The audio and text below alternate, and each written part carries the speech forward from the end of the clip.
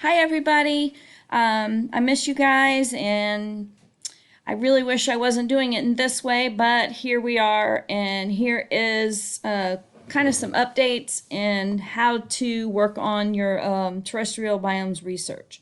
So first of all, I made this calendar for you so it would be a little easier for you to see what's been assigned, when it was due, all that kind of stuff. So this is last week's set of assignments. Here we are today, and then a little preview up until next week, assuming we're out of school the entire week next week. So for today, we're starting on the terrestrial biome research, and what we're doing is learning the characteristics of each terrestrial biome, and you'll be investigating those using the websites and some other reading. And the way you're going to show that you learned it is by creating a data chart with identifying characteristics of each of the 7 terrestrial biomes. Now there are more. Different websites will really kind of break some of the bigger ones up into smaller biomes, but these are the major ones, and what I want you to be responsible for. So tundra, taiga, which is often called the boreal forest, the temperate deciduous forest, grassland, savanna, tropical rainforest, and desert. So first, let's open up the document that I sent you, asking about what are the different land environments and then what are their characteristics. And so what we're focusing in on is the climate, producers, and consumers for each biome. If you would read the background information, it'll give you a little bit more information about what climate is, and then it talks about latitude, altitude, precipitation, and talks about our objectives. All right, now this is basically a step-by-step. If you would just start on step 1 like we would do any lab, but make sure you don't get lost in going to the website and then forget to check back on this procedure, because I tried really hard to outline every single thing that you need to do. So let's start off by going to this website. And you may need to select for Adobe Flash. And yes, we want to allow it. All right, and if you get lost with what to do, there's a secondary explanation, and it's over here. I didn't put all of the information, the background information from here into my document, but it would be good to read it. There is a lot of the same information in there. And so what you're going to do is look at the location. Okay, so here we have this location, Gotthub, Greenland, it looks like. And it's talking about how you've got a latitude and a longitude. Latitude is your horizontal measurement here on the map, and longitude is your vertical measurement on the map here. Okay, and it measures them in degrees. And so if you've got a latitude of 64 degrees and 11 something north, you're going to talk about something way high up here on the map. Okay, so we're looking in this region up here. And then your longitude is 43 degrees west. So west would be over to the right. And so we're looking for 43 degrees. Yeah, somewhere in this vicinity right here. And then that's about 64 degrees. So you can click on that little button, because that's probably Gotthard, Greenland. And you hear that means yes, you've got the correct answer. And then you're going to want to go down here to the precipitation data. And you're going to need to calculate the mean. Yes, I do mean to use all 12 of these data points. Let me see if I can move this up a little bit. And if you need to use the calculator, they have a calculator right here if you don't have your own. So there's your handy calculator. And put this into your data document right here. Okay. Into the average yearly temperature. But you're also going to want, you're also going to want to find the range of temperatures. So let's go back. You're going to want to look and figure out the range. Of course, for this, and you may not get the same exact location because it resets them all the time. But your range would be 31. This is for precipitation. Sorry, I thought I was on temperature. So you'd be at 31 millimeters of precipitation all the way up to 84 millimeters of precipitation. So that would be your range. And then you find out your temperature data and go ahead and calculate your mean for this. And then you've got your range would be from -10 degrees all the way up to 7 degrees, and that's in Celsius.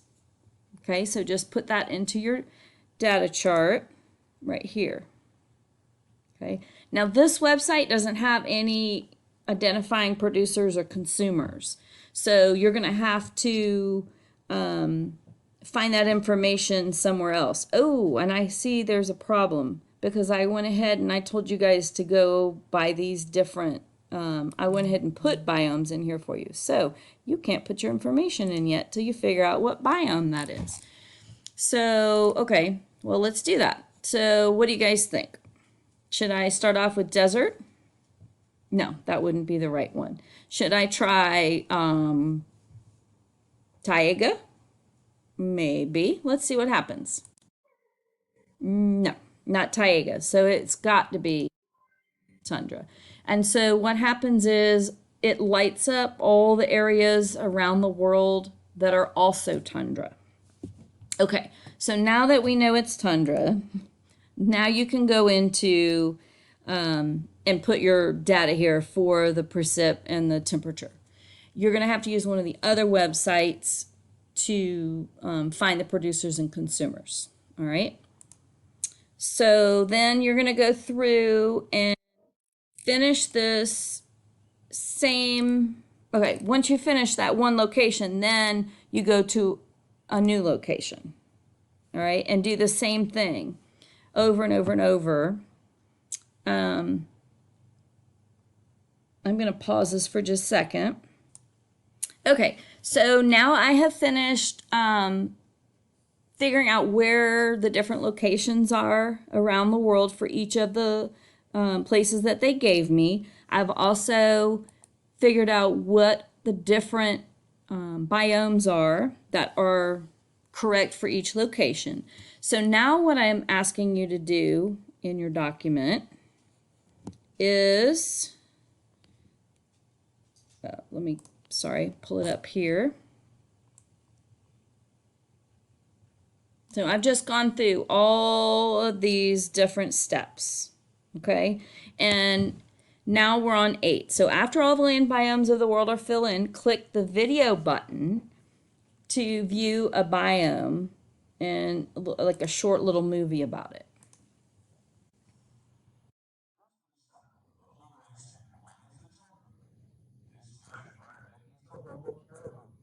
Okay, so this is where you would find some of the consumer and possibly producer information. I'm going to tell you right now, it's not very thorough. So that's why I gave you all those other websites. But it's not bad. It's good, and it goes, a very short little clip by each of these video cameras. You can't look at any of the videos until you've identified all the different biomes, just so you know. Okay? So then, once you guys finish that, I'd like you to click the reset button. I know you haven't finished your research yet, but I would like you to try another set of these. You don't have to calculate anything here. I just want you to try to see if you've learned enough about the biomes just to do a real quick identification, to kind of quiz yourself, okay? All right, once you're done with that, then I've given you some more websites here because one of the biomes that we need to learn about, the savanna, it's just sort of lumped into the grasslands, which isn't very helpful because really savanna is, even though it is a grassland, it's very distinct. So we're going to, go there and go to these different websites and find out more about it. So this is a really cool website.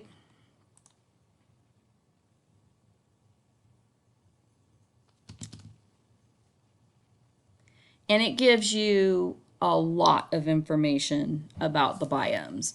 In fact, we are going to be learning more about them after the break, because after spring break, because I've got a big project for you to do with them.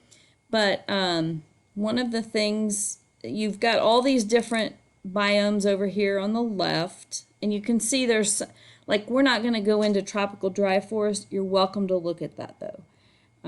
Like I told you before, boreal forest is also the taiga. So let's just look.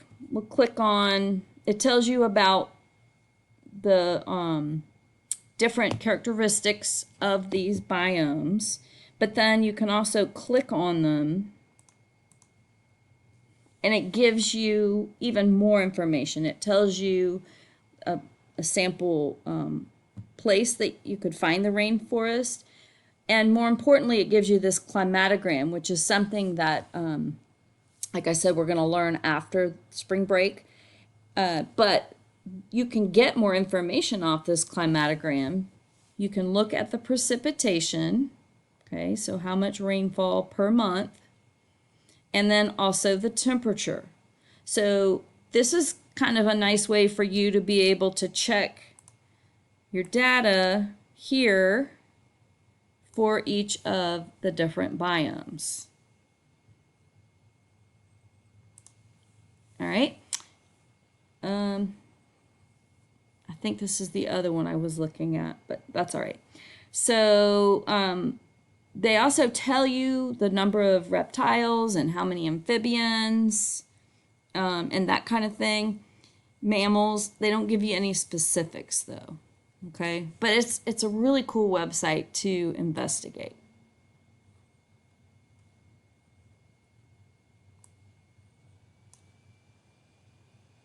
All right, this one is just more written information about the biomes,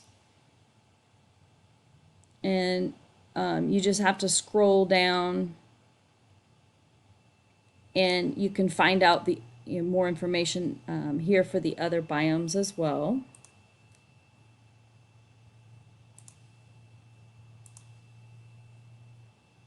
Again, here, more savanna information. However, where are the other biomes? It will tell you everything you need to know. Okay, and if you want to look at the other biomes, then go over here to World Biomes,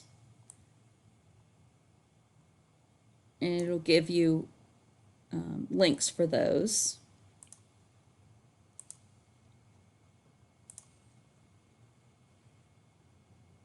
And then this is another really cool website that gives you ranges, it gives you vegetation. Of course, those are your producers.